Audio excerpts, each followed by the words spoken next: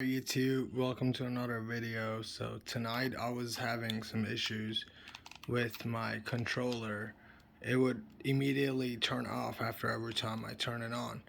Now it's good, it's back to normal. So what I did, you basically go to your Xbox, unplug it, wait about 10 to 30 seconds, and then you plug it back in again. Make sure your batteries are good, and then you should be able to turn it on.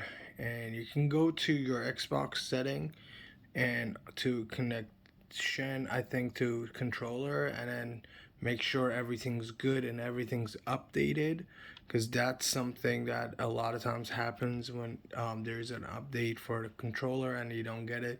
You're not going to be able to um, connect your controller to the system. So make sure you definitely do that, and everything should be good after you unplug your Xbox and you make sure battery is good and your software is updated. If none of those work, then I don't know. I will definitely wish you luck, and hopefully you find a solution.